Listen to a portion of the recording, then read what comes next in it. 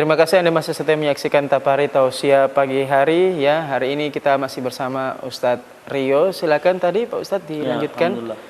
Jadi saya lanjutkan tadi di surah Hud yang membuat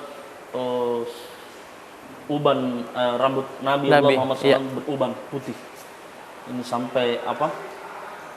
Sampai ada tadi tabiin Abdullah bin Mubarak yang tadi saya ceritakan sampai mengkisahkan bahwa sahabat Nabi itu ketika membaca surah Hud ayat ke-15 dan 16 ia sampai menangis.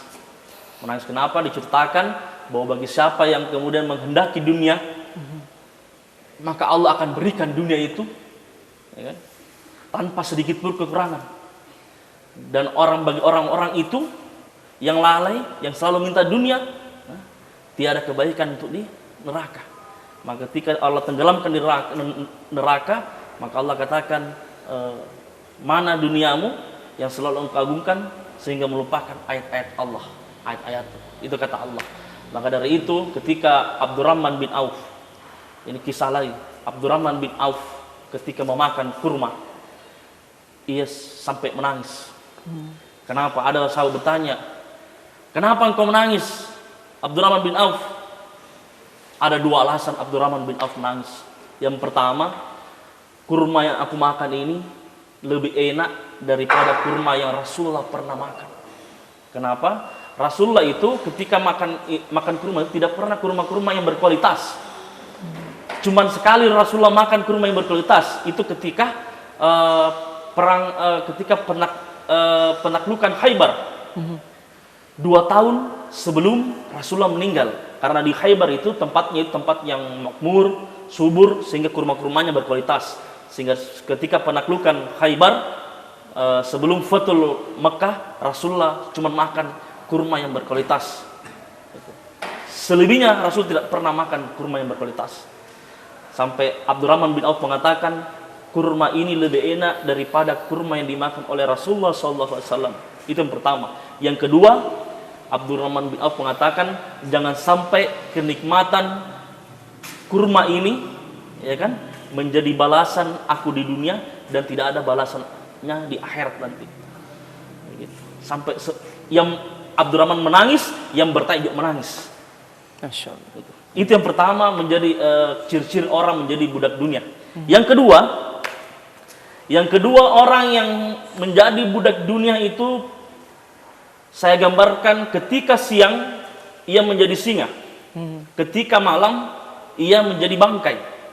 Artinya apa? Ketika siang ia menjadi, kita tahu singa ketika melihat mangsanya itu dengan tajam matanya, kecepatannya memangsa. Begitulah orang yang cinta dunia.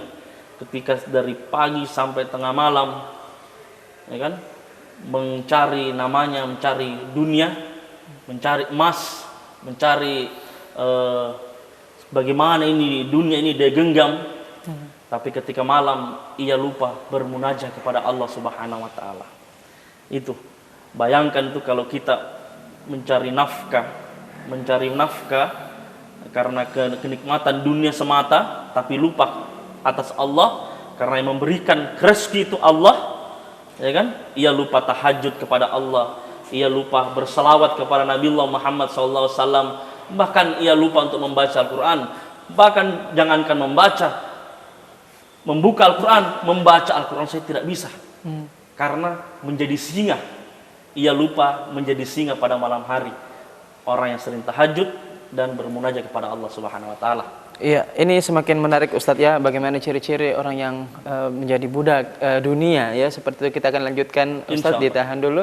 Pemirsa Setia TV, jangan kemana-mana, tetaplah bersama kami di Tapari Tausiah pagi hari.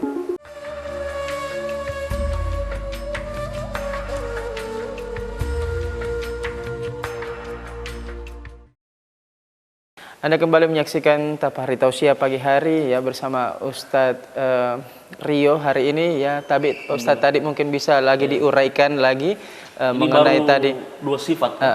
Saya lanjutkan sifat yang kedua ini. Orang yang sifat yang kedua itu seperti singa di siang hari ketika mencari dunia, ia lincah dari selatan ke utara, dari utara ke barat, pokoknya lincah.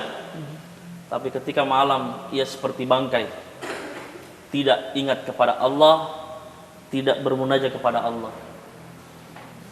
Kan seperti ini, Ustadz, ada pertanyaan. Apakah ketika kita beribadah kepada Allah tidak bisa minta dunia? Bisa, tapi dalam doa. Kita minta dunia. Sampai gula jatuh saja kita harus minta kepada Allah. Ya kan? Itu. Tapi kalau dalam sholat, yang namanya niat, innama amalu binniat.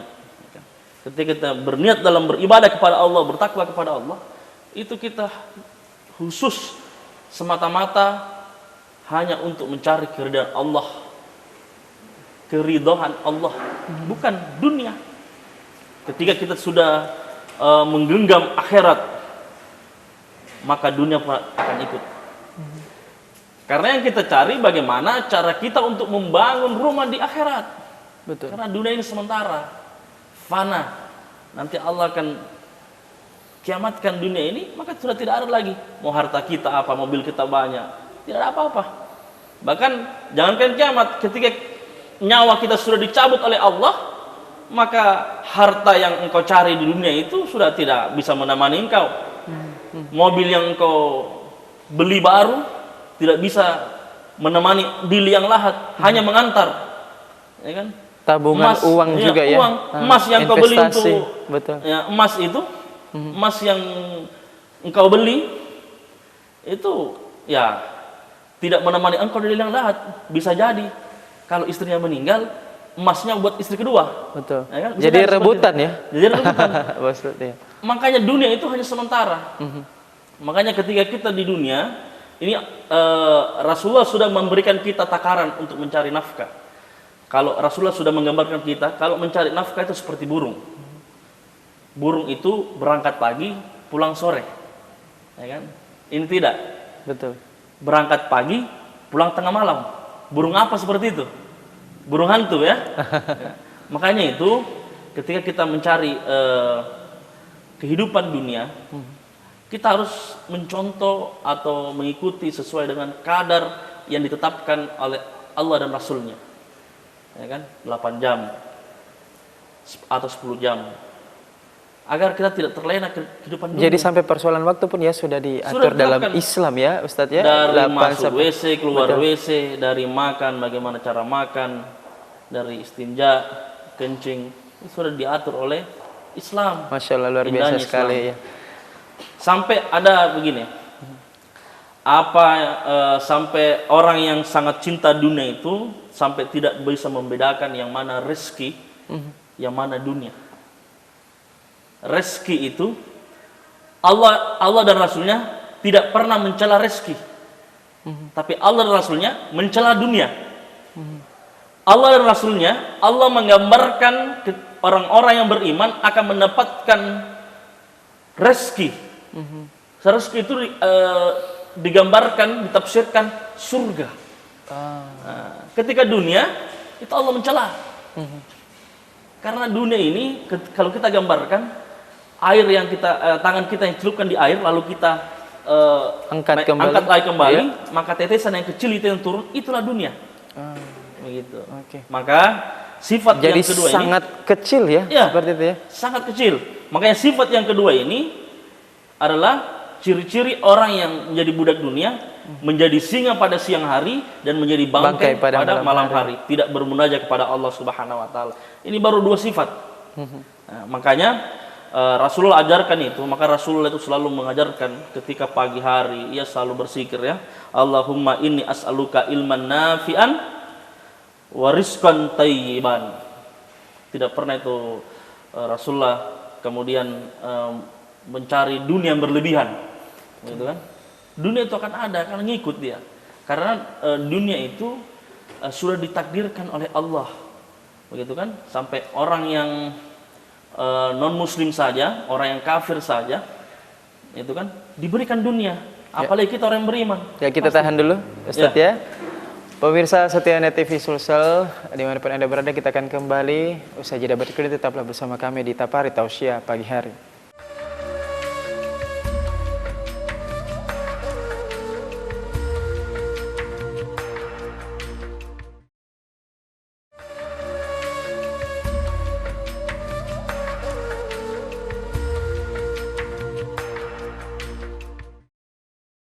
Pemirsa setia Net TV Sulsel yang dirahmati oleh Subhanahu wa taala, kita kembali lagi tentunya di Tapari Tausiah pagi hari di segmen terakhir ini. Kita langsung saja ke Ustadz Rio. Tapi Ustadz, segmen terakhir mungkin bisa dijelaskan, dilanjutkan kembali sedikit dan diberikan kesimpulan.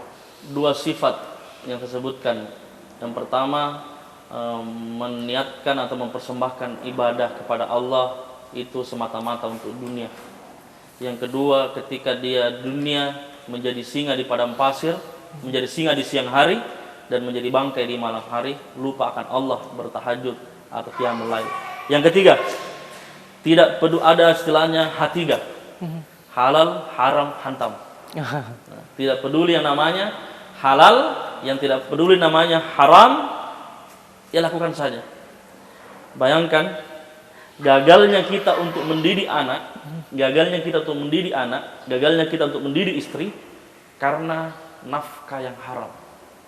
Ketika kita memasukkan hal yang haram kepada menafkahi anak dengan nafkah yang haram, maka niscaya pastilah percaya dan percayalah ketika kita mendidik anak dengan didikan-didikan yang bernuansa Islami akan tidak masuk. Cahaya Islam akan menutupi itu. Karena keharaman, nafkah yang haram. Ia tidak peduli. Yang namanya dunia diambil dengan instan, yang namanya hatiga itu sudah dilibas saja. Halal, haram, hantam ya. Nah itu orang yang budak dunia seperti itu, hatiga. Yang keempat, kewajiban mencari duit menggugurkan semua kewajiban yang lainnya. Dengan dalil mencari nafkah, ia capek untuk mendidik anaknya. Dengan dalil mencari uang, capek mencari uang, ia tidak peduli ketika istrinya membuka aurat. Dengan dalil mencari uang, capek mencari uang, ia tidak peduli lagi keluarganya. Pokoknya hari libur ya baru rekreasi. Ia tidak peduli lagi dengan yang namanya kebutuhan kita untuk beribadah kepada Allah. Dia semakin cinta dunia, semakin lupa akan Allah Subhanahu wa taala. Bahkan penyakit yang paling terbesar itu ketika cinta dunia, dia akan takut pada kematian. Iya, bisa disimpulkan singkat Ustadz, silakan. Ya. Niat yang perlu kita luruskan agar kita bisa menggapai keridhaan Allah Subhanahu wa taala. Ketika kita beribadah kepada Allah dan kemudian ibadah itu diniatkan hanya untuk duniawi yang sementara, maka bisa jadi ibadah itu batal dan tidak diterima oleh Allah Subhanahu wa taala. Allah bisa saja memberikan kamu sesuai dengan permintaan kamu di dunia, tapi insya Allah kelak di akhirat Allah tidak lagi memberikan kamu kenikmatan yang sudah engkau rasakan di dunia. Maka bersyukurlah orang yang hidupnya di dunia itu ketika diberikan sesuatu kepada kenikmatan atau gaji contohnya 3 juta, ia bersyukur kepada Allah. 3 juta rasanya seperti 100 juta. Nanti insya Allah selebihnya, rezekinya selebihnya yang ia tidak dapat di dunia, insya Allah akan dapat di akhirat. Surga di akhirat, rumah nanti di akhirat yang akan dia nikmati. Masya Allah. Wallahu a'lam. Masya Allah, luar biasa Pak Ustadz ya, luar biasa sekali tausiah kita pada pagi hari ini. Dan terima kasih Ustadz sudah memberikan tausiah ya ke pemirsa setia Net TV Sulsel. Akhirnya seluruh kerabat kerja Net TV Sulsel pamit undur diri. Saya Rida Zahril dan tentunya Ustadz Rio pamit undur diri. Assalamualaikum warahmatullahi wabarakatuh dan sampai jumpa dalam Tapari Tausiah pagi hari.